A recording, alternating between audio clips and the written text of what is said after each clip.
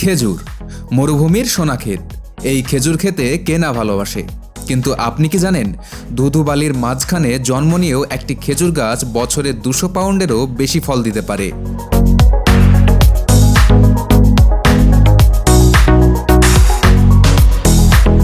শুধু তাই নয়, একটি ছোট ফুল থেকে বড় হওয়া রসালো ফল হয়ে ওঠা, তারপর ফ্যাক্টরির নানা ধাপ পেরিয়ে আমাদের খাবার টেবিলে পৌঁছানো, পুরো প্রক্রিয়াটা যেন এক আরব্য রজনীর গল্প।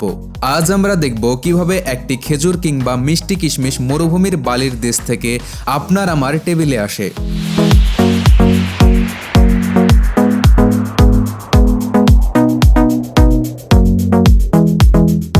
খেজুরের যাত্রা শুরু হয় বাগান থেকে। ভালো ফলন পেতে হলে গাছের যত্ন খুব জরুরি। তাই প্রথমেই গাছের চারপাশ পরিষ্কার করা হয়। অতিরিক্ত ডালপালা ও পুরনো অংশ কেটে ফেলা হয়।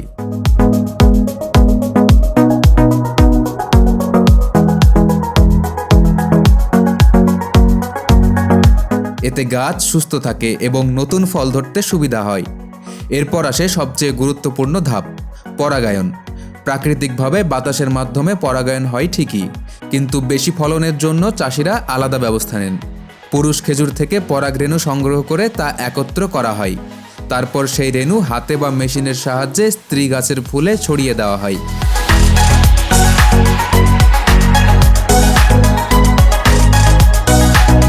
অবিশ্বাস্য হলেও সত্যি, মাত্র একটি পুরুষ গাছ প্রায় 50টি স্ত্রী গাছের পরাগায়নের জন্য যথেষ্ট। সঠিকভাবে রেণু পৌঁছে গেলে প্রতিটি গাছে ধীরে ধীরে খেজুর ধরতে শুরু করে। ফল একটু বড় হলেই প্রতিটি থোকাকে বিশেষ ধরনের সাদা ব্যাগ দিয়ে ঢেকে দেওয়া হয়। এই ব্যাগ পাখি, পোকামাকড় আর ধুলোবালি থেকে ফল রক্ষা করে। ব্যাগগুলো এমনভাবে তৈরি করা হয় যাতে ভেতরে বাতাস চলাচল করতে পারে। দূর থেকে পুরো বাগানটা তখন সাদা ব্যাগে মোড়ানো এক অদ্ভুত সুন্দর দৃশ্য তৈরি করে।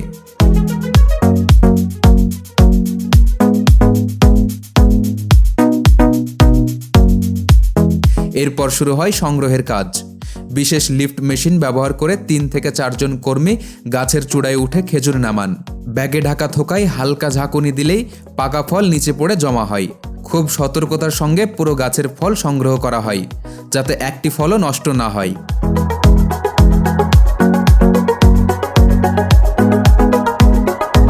সংগ্রহ শেষ হলে ট্রাক ভর্তি খেজুর চলে যায় প্রসেসিং প্ল্যান্টে। সেখানে প্রথমেই কোয়ালিটি চেক করা হয়। এরপর ব্রাশিং মেশিন দিয়ে প্রতিটি ফলের গায়ে থাকা ধুলো পরিষ্কার করা হয়। ভাইব্রেটিং স্টেনলেস স্টিল চ্যানেলের মধ্য দিয়ে এগুলো এগিয়ে যায়। তারপর জীবাণুমুক্ত ঠান্ডা পানিতে একাধিক ধাপে ধোয়া হয়।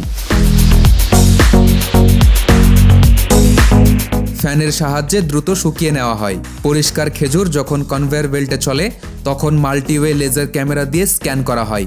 এই ক্যামেরা সেকেন্ডে হাজার হাজার ছবি তোলে। রং, আকার, দাগ, এমনকি ভেতরে থাকা পোকা বা ছোট পাথরের অংশ আছে কিনা সবকিছু মুহূর্তেই ধরা পড়ে। ত্রুটিপূর্ণ ফলগুলো স্বয়ংক্রিয়ভাবে বাতাসের চাপ বা যান্ত্রিক হাত দিয়ে আলাদা করে দেওয়া হয়। এতে মানুষের চোখ এড়িয়ে যাওয়া ছোট ত্রুটিও ধরা পড়ে।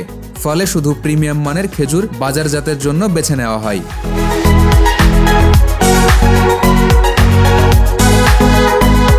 এরপর শেষবারের মতো ধুয়ে খেজুরগুলো আলাদা সাইজ অনুযায়ী প্যাকেজিং করা হয়।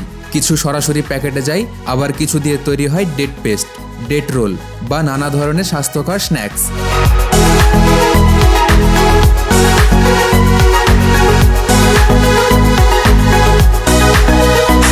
এবার মরুভূমির গাছ ছেড়ে চলুন সবুজ বাগানে।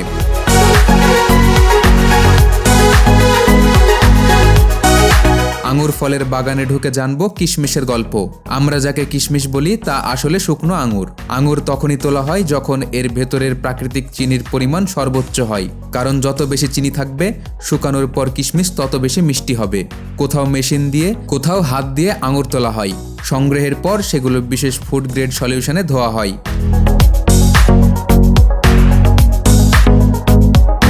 এই সলিউশন আঙুরের চামড়ায় হালকা ফাটল তৈরি করে, যাতে দ্রুত শুকাতে পারে। এরপর বড় বড় ট্রের উপর আঙুর বিছিয়ে খোলা রোদে শুকানো হয়। সূর্যের তাপে ধীরে ধীরে আর্দ্রতা কমে যায়। কয়েকদিনের মধ্যেই টসটসে আঙুর পরিণত হয় ছোট মিষ্টি কিশমিশে। শুকানোর পর কিশমিশ ফ্যাক্টরিতে আনা হয়। প্রথমে গুণগত মান পরীক্ষা করা হয়। তারপর পরিষ্কার পানিতে ধুয়ে ভাইব্রেটিং টেবিলের উপর ছড়ানো হয়। ঝাঁকুনিতে বোটা ও ধুলো আলাদা হয়ে যায়। এরপর লেজার স্ক্যানার দিয়ে প্রতিটি কিশমিশ পরিষ্কার করা হয়।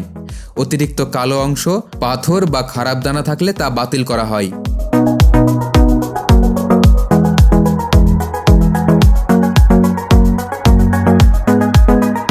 সব মেশিন যাচাইয়ের পরেও প্রশিক্ষিত কর্মীরা কনভেয়ার বেল্টের পাশে দাঁড়িয়ে নিজের হাত দিয়ে দেখে নেন যাতে কোনো ত্রুটিপূর্ণ কিশমিশ প্যাকেটে না যায়।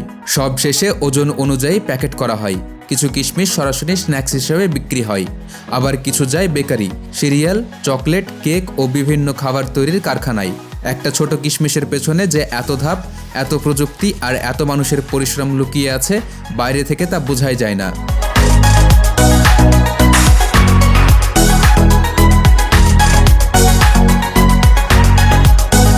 পরের বার যখন আপনি খেজুর বা কিশমিশ খাবেন, তখন মনে রাখবেন এগুলো শুধু ফল নয়, এগুলো কৃষি, প্রযুক্তি আর মানুষের একসাথে কাজ করার ফল। তো আজকের এই পুরো যাত্রা আপনার কেমন লাগলো? কোন ফলটি আপনার বেশি পছন্দ, আঙুর নাকি খেজুর? কমেন্টে জানাতে ভুলবেন না। আর ভিডিওটা ভালো লাগলে ভিডিওতে একটা লাইক আর চ্যানেলটিকে সাবস্ক্রাইব করে পাশে থাকবেন। ধন্যবাদ।